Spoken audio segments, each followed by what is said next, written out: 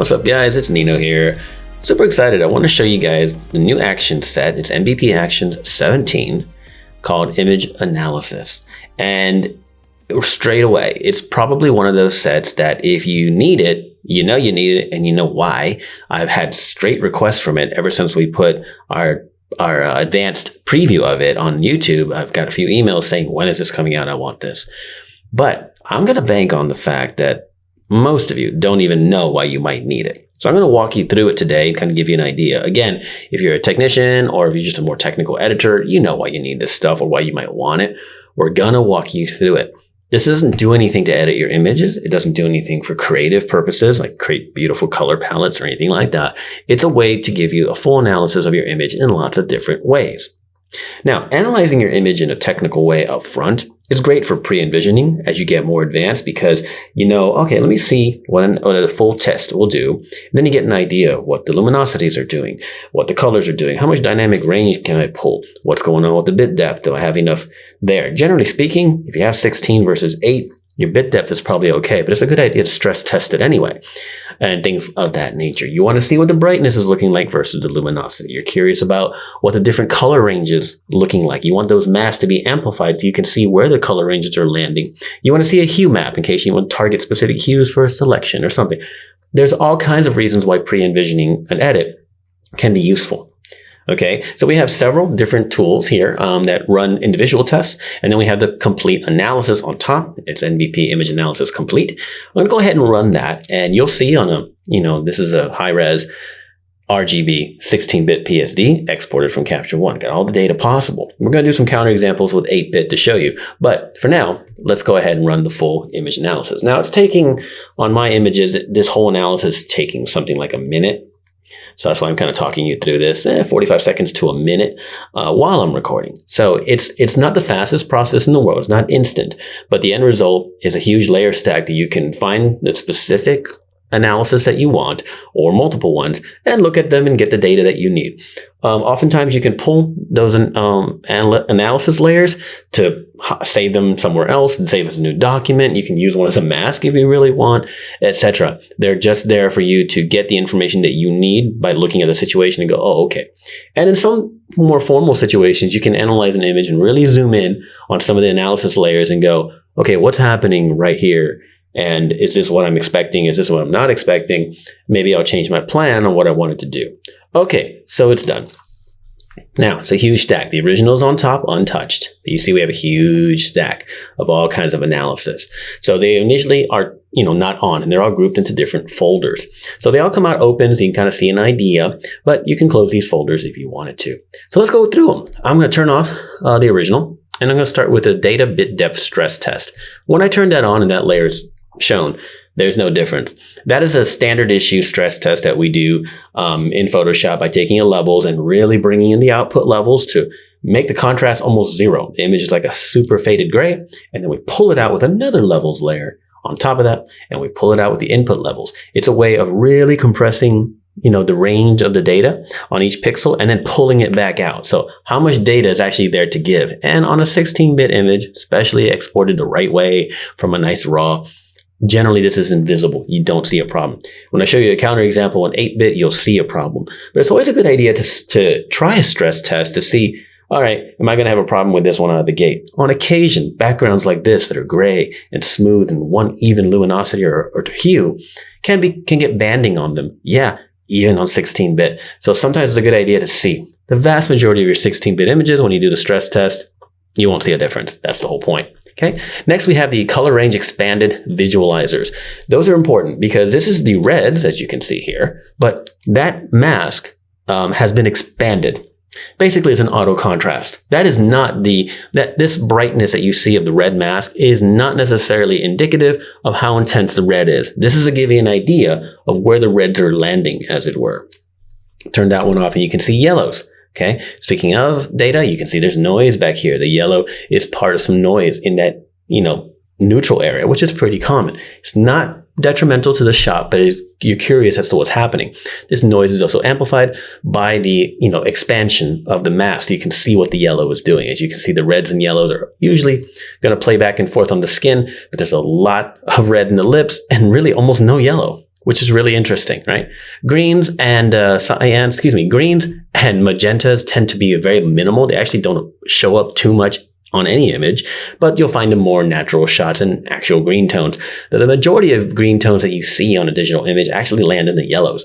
So when you see an expanded version of a green mask that has no real green in it, what you're seeing here are noise pixels. Those barely there ones on her jeans, those are noise pixels. All right, so we have cyans also amplified, blues also amplified, okay? And then again, I said magentas are amplified.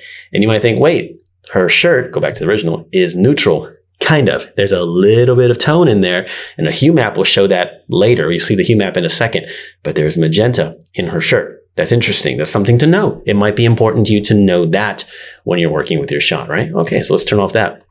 Solarization is just a way of viewing how the transitions are moving across texture. Very normal in frequency separation stacks and other ways. It's just a good way to analyze what the texture may or may not be doing. How much is it changing on the luminosity ranges? It's if you know how to work solarization, or if it means something to you, this is a cool analysis to kind of see what's happening. It also can show you when there's like a texture breakdown, not just a data breakdown, but like a texture breakdown, like, oh, it appears to be smooth, but it actually isn't. It's a good way to pre-envision some things, right? Okay, next up, we have a sharp and blur mask. Not going to be that useful in a studio shot like this, but it uses Photoshop's function to kind of show you this is the focus area and this is the opposite of it. You can also extract these masks quickly if you find a purpose for them. But it just gives you an idea of what Photoshop's brain might be thinking in default settings for finding the focus area and finding the camera blur areas, okay? And we have a dynamic range analysis. We're going to turn these on.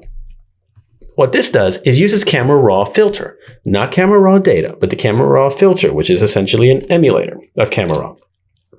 And it maximizes the data recovery for highlights, whites, and then shadows and blacks. Maximize it. So you can see, you can zoom in and say, all right, what's happening here? How much data integrity do I have? Do I have a ton of noise in the shadows when I bring them up? You know, it means that you can come back here and toggle your original on and off.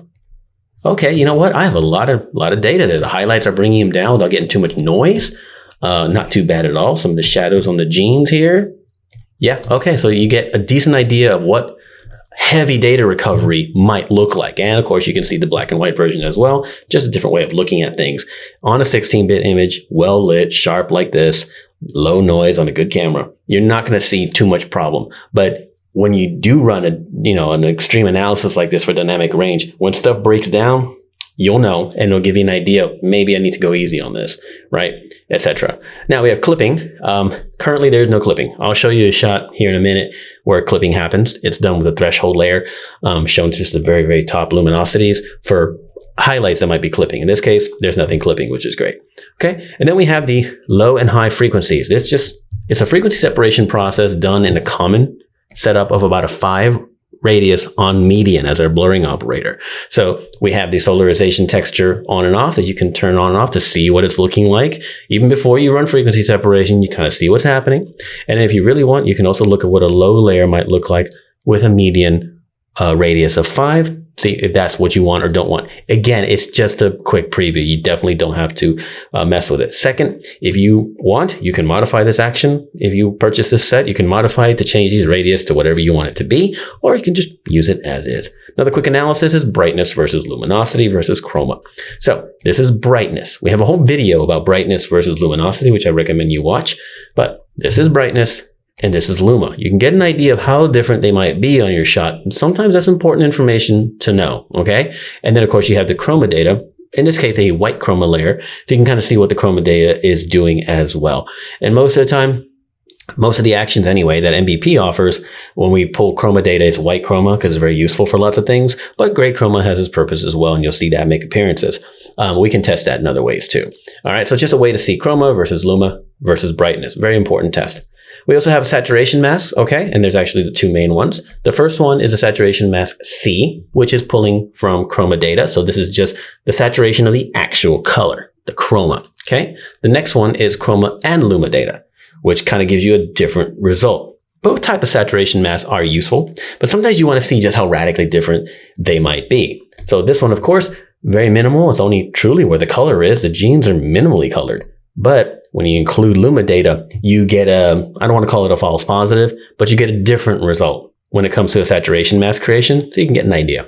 Now, speaking of analysis, hue maps. hugely useful when you're targeting things. Remember we mentioned earlier on our color range analysis that expanded magenta. There's magenta on her shirt. There's proof positive that there's magenta on her shirt. This might not be important on this shot, but it is important sometimes when you're thinking about, I need to modify the shirt. I need to modify the jeans. I need to modify that building. What's the hue doing? And can I target it easily for a fast selection? Manual selections we can do all day long, but can I target it easy for a fast selection? It's important to me to know that there's a lot of magenta, purple, and red noise in that shirt that's supposed to be white. Sometimes that's important. Everything else is important too. Like the hair and the skin are almost the same exact tone. So targeting the skin or targeting the hair could be difficult or impossible with automated ways, right? This is good information to know. You also have a very minimal noise in the background on this hue map because, again, it's 16-bit. This is a very, very clean hue map, and it's very, very important. Now, a black and white hue map is not a hue map just desaturated. It's a little bit different, and it requires a little bit of an explanation, but it's important sometimes to see your black and white hue map as well. So that's included in that folder, okay? Then we have the channel mask, which you can go to the channels if you want, but to give you an idea without worrying about what layers you might have on or off or what modifications, you have them here. This is the red channel been extracted and put in a layer. Green channel's been extracted and put in a layer, and the blue channel's been extracted and put in a layer, so you can look at them for any purposes you may have. Whether you're going to be using calculations with a copy of the image, do something with a fancy mask, you can still get a quick idea of your RGB channels right here in your stack, okay? And then we have a real fast. This is a basic one. We have a more elaborate one I'll show you in a minute, but this gives you highs, mids, and lows luminosity sweep masks. Luminosity sweep in my world is, in this case, this one's highlights. The highlights are going to show up on the right side of the, of the gradient map that creates this mask. So the highlights are super bright. They're most selected. And then the gradient map goes all the way down to black on the darkest luminosity, creating a highlight sweep mask. Okay. So it's as full, wide range of highlights that it can get. Obviously it goes to complete black on the darkest end of the luminosity, but it has a nice sweep as opposed to targeting just the brighter highlights, for example. Good idea to kind of see what's going on with your highlights real quick. Okay. This is a mid-tone sweep. Starts with the main selection in the middle, the brightness in the middle, and then sweeps out all the way to the brightest point, black. We added black on it so we can minimize how much selecting highlights. And then the gradient, of course, to the dark area is black as well. So you're targeting the mids. This is what Photoshop sees as the most maximum mids that you can work with. Is that useful to you? Is it not? Etc. Sometimes you run mids on a shot and you realize that, wow, the subject has no selection on it at all because the subject is very dark or very bright. Good quick analysis. And the shadow sweep is the opposite of the highlights, obviously. Creating luminosity masks like this in more specific ranges is very doable, of course, but this just gives us a general idea of what's happening with the luminosity ranges. Finally, this is actually more useful than you might think. This is a subject mask created by Photoshop, of course, and then this is a skin mask using the subject mask and pulling from chroma data. So it gives you an idea immediately, how's Photoshop subject selection going to be? Obviously on this shot, it's a home run because it's an easy shot. And then you can see what NBP's skin tone extraction might look like. Gives you a quick idea. When you have a more complicated shot where your subject is a little more, kind of in the weeds, if you will, this gives you an idea quickly in your stack. Is Photoshop recognizing the subject? Okay. And if not, are there things you can do to help it? How bad is it? You'll notice this when you run it anyway, but here it is in your full stack. So you get an idea. Okay. So that is the full analysis stack. And what, it's in this case, a 16-bit image, lots of raster data. If I save this, I now have a PSB file, well over 2 gigs. So you have to be mindful of this. If you want to save it, do it, but they're going to get very large. I think this is a 21 megapixel image. So if you have 42 or 60 megapixel and you run this analysis and save it with all the layers, you're going to have a monster file, which could be useful for you. I'm not saying don't do it. I'm just saying understand it creates big files. Okay. So I'm going to delete all of these. You can also just revert. Okay, and let's go through some of the individual ones, okay? So first and foremost, let's go ahead and duplicate this one. We're going to copy the file. We're going to call this one 8 for 8-bit. And I'm going to quickly make it 8-bit. Now, we have the individual stress test that we went over a minute ago. Data stress test normal. As you can see, we have banding already on the background, which is where data breakdown usually is noticed first, right? Smooth areas like this, smooth areas of luminosity and color that don't have a ton of change in them. Because when the transitions of, luminosity and hue are really strong and, high contrast and very, the frequency of it is really, really intense, like in her skin texture, in her hair, in her lips, in her shirt, the data breakdown gets lost. It gets hidden, if you will. Whereas in smooth areas, the data breakdown falls apart because you need more data integrity there and you don't have it. So when you push the data hard on 8-bit, this is what you get. But when you push the data really hard on intense, it really falls apart. This is the second one underneath normal. This is intense. Sometimes you want to run intense to see if your 16-bit is going to break down or not. You're like, ooh, that's a really smooth gradient. Let me run the intense one on 16-bit, which we'll do in a second. And then we have an extreme one, which really just pushes it. I mean, it takes all the data from, with the levels down to like a range of like 2 and then pulls it back out. Okay. So it's very, very important if you really want to push the limits of an image. So here is the 16 again. Let's run intense. It's basically no different. Let's run extreme. And once again, basically no different. If we really zoom in, you guys are watching a video, so you won't see it. But if you really zoom in and scrutinize this, you might start seeing some data shifting, but it's very, very minimal. Another testament to why we use 16-bit, right? But it's just a good idea to test it. Now, we have solarization analysis. Okay, we can do that in color. Some people benefit in color, and we left that layer as a curves layer, so you can modify it if you want. And then, of course, we have solarization grayscale, which is the same thing, but this time it flattens it all. And that's what we had in the layer stack already. You can run it by itself. Okay. Sat mask analysis, same story, but by itself. We'll show you that real quick. We end up with the chroma saturation mask and the chroma plus luma saturation mask, the more common one. Okay. And then we have chroma analysis, which I had mentioned earlier. We have the gray chroma, the white chroma, and the black chroma. This is just to kind of see what the chroma data is doing in different ways. Different shots might show it better. Like on this one, the white chroma, maybe it's not obvious enough to you. Maybe gray chroma is a little too obscure. They can be used in similar ways, especially white and gray. Black has specific uses, but also a little more limiting or a lot more limiting for at least the way I like to use chroma data in a layer stack. For utility things and functions and other calculations, that's a different story. So this is just a good chroma analysis so you can get an idea. Okay. We also have the hue map, which we talked about a minute ago. That shows you where the hues are going, and that's really useful. We use that in a couple of different action sets like actions 15, advanced selections, really powerful for targeting specific hue ranges. We talked about the magenta in the shirt. Okay, and then we also have a hue map grayscale, which again, I mentioned it's a little more abstract, but it's also useful and it's there individually by itself if you want. The color range extended visualizer is also available by themselves in case you want to do that. Takes just a couple of seconds because it's pulling a lot of different luminosity ranges, or rather, luminosity ranges of the colors. Okay, so there we go. Simple stuff, pretty used to that. Okay, and then we have the clipping warning, which you don't see, but let's go ahead and enforce that issue. This is actually just a nice bright version of the image. It doesn't really look like it's clipping, right? It doesn't look like it's clipping until it is. So let's go to clipping warning and you can see where your clips are happening, okay? This is sometimes more important on maybe a really detailed landscape where there's a lot of little details everywhere and you're like, is something clipping? Is it not?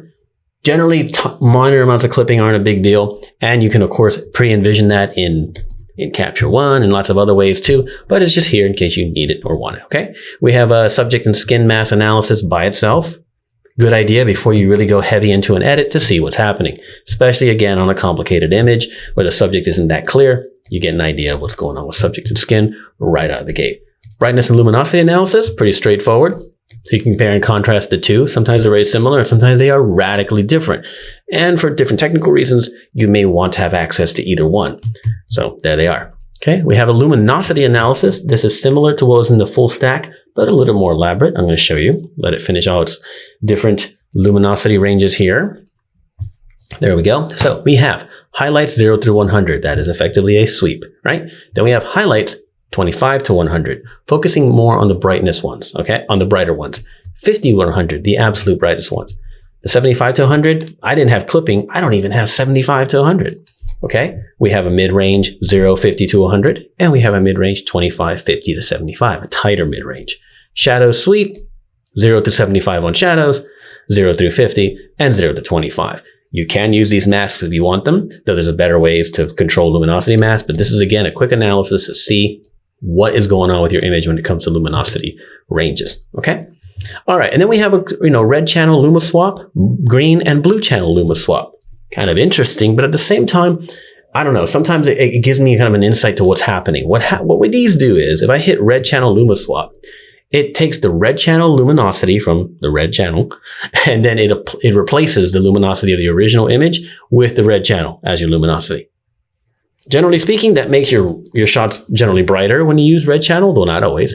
The green channel generally has minimal differences, at least on portraits, but just a little bit brighter. And then the blue channel, generally speaking on portraits, tends to darken. However, on landscapes, on product shots, on other creative images with lots of different varying colors, this can be interesting. It's a fun analysis, but it could also be a creative use. You never know. Okay, we also have, to make things simple, RGB to HSB, reverse from HSB back to RGB, and of course we have the same thing for HSL. That is of course the filter other HSB HSL, which is used frequently in a lot of NBP actions and has a lot of purpose. But instead of going up here and going down here, HSB HSL, and choosing what you want, you just push the button. So RGB to HSB, you got it. HSB back to RGB, you got it. RGB to HSL, you got it, and then HSL to RGB. We have videos as to why you might want to do that and what the benefit is. You can watch those, but just gives you an idea. Now, whether you're on a blank document or your working document, at any moment, you can run one of these cool little color charts because it can give you a cool idea of what's happening. For example, luma gradation vertical. You might think, why? It depends on what you're trying to accomplish. You might run this and then do some tests, like you have a levels. When you do a levels like this, it gives you a real visualization of what's happening. A simple gradation like this, you're like, oh, that's what that levels does. It's almost good for education, really, right? The middle section just kind of favors, see, gives you an idea of what's happening with these tools, okay? And of course, the outputs as well. That's just one example. But sometimes these are great when you're trying to figure out, I'm trying to set up a calculation of some kind with multiple adjustment layers. What is it doing in the luminosity? How do I really analyze it? Well, your image might give you a false positive or distract you from what you're trying to accomplish. A simple gradation might be easier. We have the same thing in a circle. Same sort of story. So you can make all kinds of modifications. Here again, you go to levels and you can see more literally what it's doing. See, this looks almost like an animation, but this is the same function. It's just that when you do it on your image, it's not as obvious. When you do it on a simple pattern, it's very obvious, right? And so we also have spectrum vertical. This is actually incredibly useful for lots of things as well. You can test again what your adjustment layers might be doing if you're trying to create a complicated layer stack with some cool calculations. It's just a good way to get an idea of what it can do. More useful than that, at least for me anyway, we have spectrum vertical gradation. Okay, so all kinds of things can happen here. So for example, let's say we go to, let's try something interesting. Let's go to hue and saturation, okay? So here, if I go to reds and change the hue, you can literally see what's happening, right? Now you might be thinking to yourself immediately, Nino, what's the point of this? Okay, if you don't know why you need this, that means you haven't done a whole lot of complicated calculations using different adjustment layers to do things from creating selections, creating specific effects, enhancing selections, things of that nature. But sometimes you need to see what the adjustment layers are doing, and seeing this is very, very powerful, very, very important sometimes. Okay, so one example that I can give you, let's say we pull chroma data from here. Chroma data is only color, right? It's not luminosity data. So if I come up here to my chroma analysis on this color chart, let's see what we get. There's gray chroma, white chroma, and black chroma. You see how it pulled the non-essentials, the luminosity out. Luminosity is gone. There's no data here. It's been constrained. In this case, it's been made to 50% gray. In this case, pure white. In this case, pure black. Really gives you a visual of what's happening. What if I do this, and this time I do a hue map? Boom, we just get hue. The luminosity has been ignored. So the brightness and the darkness is gone. This would break down and look all blocky and chunky if it was 8-bit, but it was created in 16, so we're great. This is what a hue map is. So if your original image is this, and this is a hue map, it's a more literal result. So you can see exactly what the process is doing. It's exactly what the process is doing. Now, from this to this makes a little more literal sense. From this to this doesn't. This is not obvious what's going on, especially when you're new to this kind of, image calculating. So you look at this and you go, I get it's hues. Okay, cool. But it's not obvious what's going on. But when you go from this to this, it's really obvious what's going on, or rather it can be. So that's why these different, patterns exist for that sort of thing. We have spectrum vertical bars. Sounds weird, but sometimes you don't want the gradation. Sometimes you're doing some specific calculations and you're wondering, how does this layer adjust this?